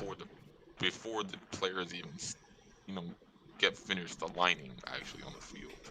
So, and then the third thing is learning how to stop the run, right? Consistently. Because Yeah. that's more the bigger issue, right? I think people could very easily develop and know a person's tendencies and stop the pass. But you're gonna run into one person for 2, 3, 4, however, who they're not running people, right? They don't run the ball like I do 24/7, right? Not Madden 20, but they will run a balanced type of offense. They'll hit you with an occasional 0-1 trap or an occasional stretch from I-form slot. So if you can't stop that, your whole game flow is going to be taken just for like it's just going to like look bad. Oh yeah. Oh yeah. I've been in games like that. I literally ran trips tight end. That formation you run, trips tight end offset every single play. hmm And And it was just tough to stop. you run 0-1 trap with the bubble screen, and if you can't stop the run, what makes you think you're gonna stop the bubble screen once you do stop the run, right? So it's like just little stuff like that. And the reason why I say stop the run and not the pass first is because you want to force your opponent into something, right? Now, if a person is always passing the ball, then that just made your job easier. Just focus on stopping the pass. But you gotta think run first. And then once you stop the run, they're forcing somebody to do what you want. And that's what you want as a defensive person. You want to force your opponent to do what you want so that you can take it away at the end. Yeah, 100%. Well, Yashi, this has been so much fun for me. I hope you've had fun tonight. I know it's getting late, but dude, I personally want to thank you so much for coming on the show. This is something we're looking to do a little bit more. We're looking to do some more of these. We're looking to probably do one of these type of formats a week. If you guys like the format of the new format that we went with tonight, let me know in the chat. Let me know that you enjoyed the stream. If you have not already subscribed to the channel, please go ahead and do that. It's completely free to do that. And we literally release 8 videos a day to try to help you become a better player. It's just stuff that I'm learning. I've got a ton of videos that I need to go do now that I've talked with Yashi and just learned some from him tonight. There's a lot of good stuff in tonight's stream. We're gonna try to I'm gonna try to maybe cut this up a little bit and reshare it for you guys, and just kind of piece together some of the really big time nuggets from Yashi and I's conversation. I think Yashi did an incredible job.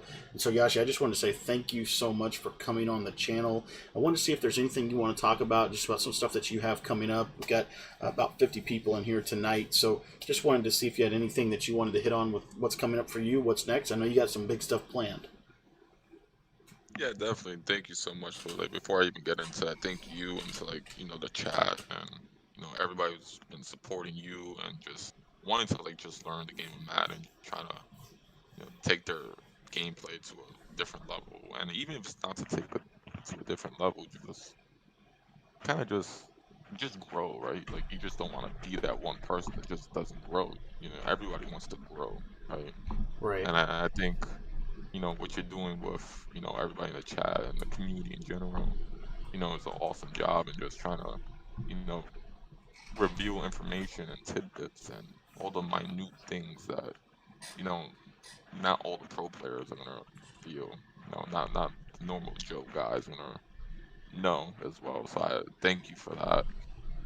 And for myself, what I plan on doing starting next Monday is I plan on uh, debuting my YouTube channel.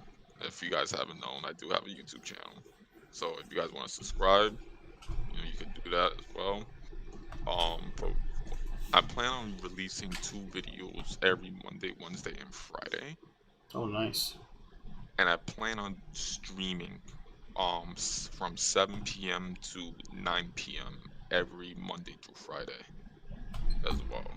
So and weekends, barring if there's like tournaments and stuff as well or money games that I have scheduled, then I'll be streaming on weekends as well. But definitely the streaming portion is gonna be more 24/7. And I'm thinking about for like my first series, just doing like a kind of like a free mini schemes, each week. We delve into like different little stuff like the far tight slot, uh, gun bunch out of the West Coast playbook, and just kind of like all the meta stuff. Little mini schemes to teach people, you know, simple ways to like just effectively go down the field or stop stuff. Not even with little to no setups. If you could do something in 1 or 2 clicks, I think that's what people want to see and kind of just like copy so that, when they get into game, they can just replicate it and, work from that. And yeah, definitely. And then with my second series, I plan on doing like just a little gameplay series tying into the Madden challenge. I think people are gonna want to see some mud draft gameplay and see how that works. See how inside my mind how I pick my players and how I draft certain positions as well, and just work our way to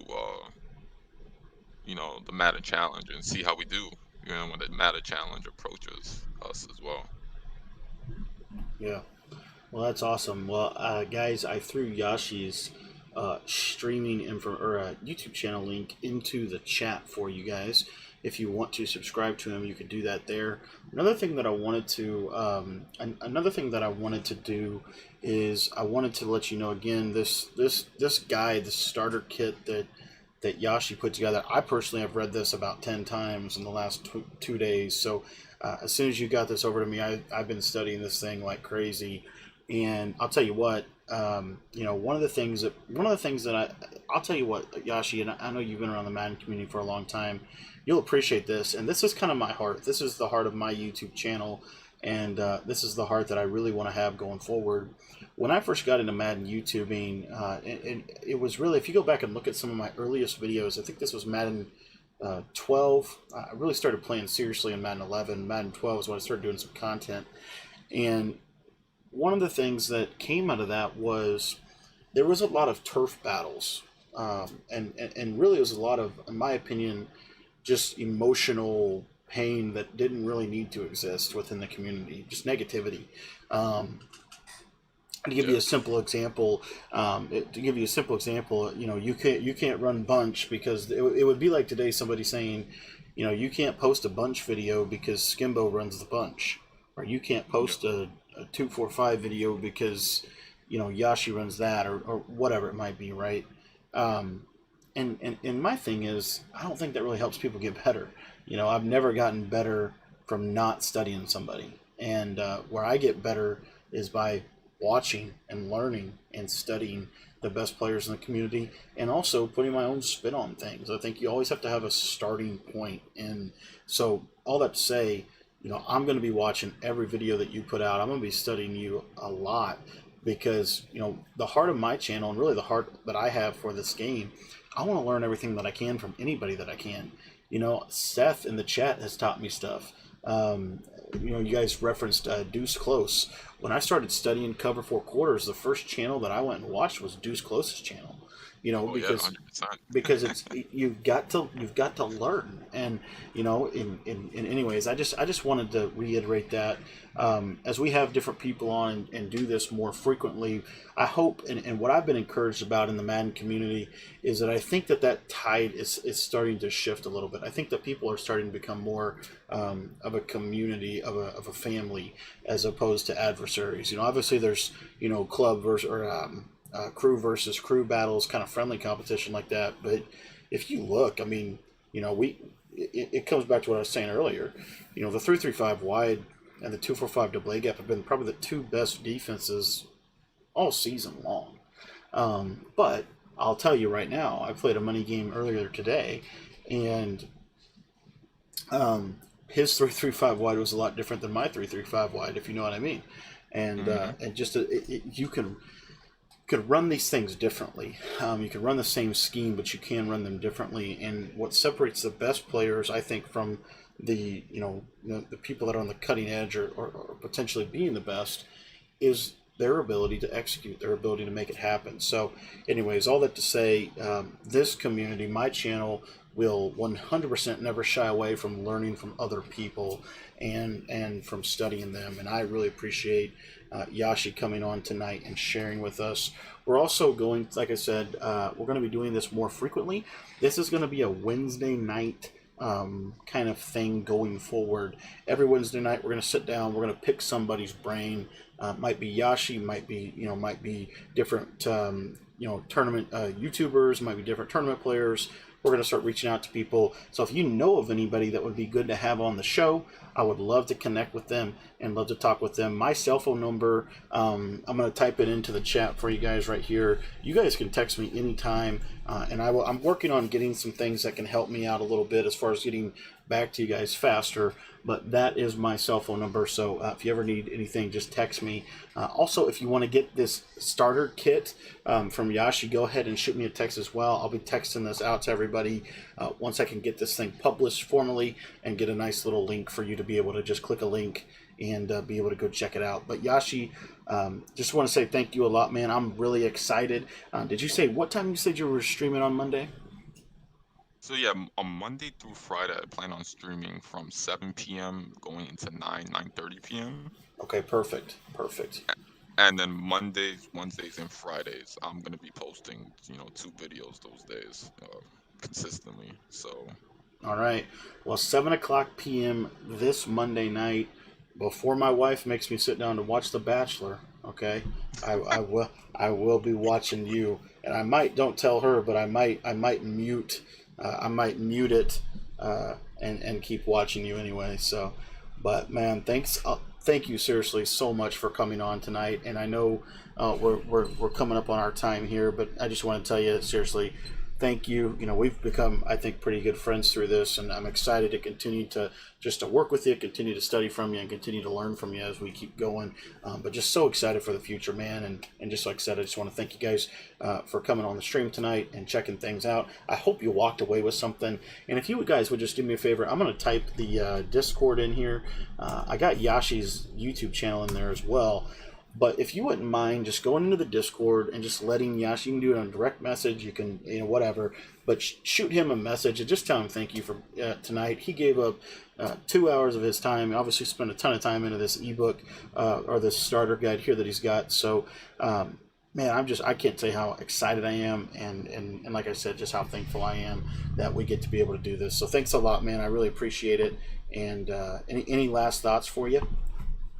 Well, last thing before I go, thank you, for giving the platform as well, and kind of like being a little bit of inspiration to me as well, right? Like when I see you stream and posting your 6, 7, 8 videos a day, it made me think like, you're really serious about this and you really want to make the community better.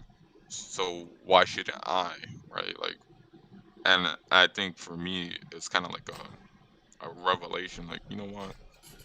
I've been putting it off to the side too much and kind of making excuses, and basically procrastinating. But now I'm full in 200% throttle, and I'm gonna do whatever means necessary to not only better this community, but kind of just be your friendly neighborhood, Yashi, just looking into things and nabbing things, and creating a community along with you and other fellow YouTubers and people in the chat and the Discord as well, to just make a Madden community that's really like fruitful.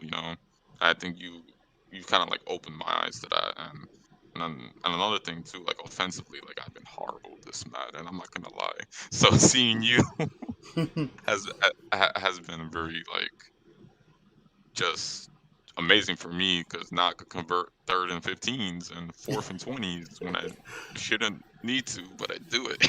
That's right. So, but thank you, and thank you guys in the chat, and for all your guys' love and support, and just giving me the opportunity to talk to you guys and stuff. And it really does mean a lot to me. Yeah, no, man, that means a lot to me too. And the last thing I'll say, we'll wrap it up. And I just want you guys in the chat to know how serious we really are about this. And I got a message I wanted to share with you guys in the chat. I haven't shared this with anybody. I haven't shared this with very many people yet, and I won't even tell you who this message was from. But it was, I'm looking at the message right now. This was July 22nd of 2020. Okay, so if you think back to the summer, that was kind of when I had made the decision to get back into YouTube. And if you guys don't know, I kind of flirted with YouTube. I was kind of half in, half out, half in, half out. Especially after I went to college, just kind of wasn't ready to commit 100%. And for a lot of reasons. But anyways, I just wanted to read you this message. It said basically, hey, it was a Discord DM I got, but it said, hey, Cody, nice to see you. You were one of the few channels I watched when I was growing back in the day.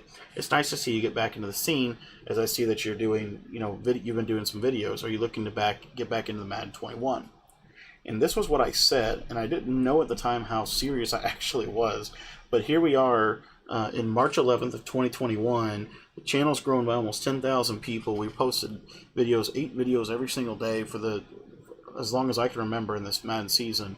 And here's what I said. I said I've flirted with YouTube for a while now, but it's time to put up or shut up. And so I'm going to go all in on it. And so Yashi, just kind of identifying with what you're saying.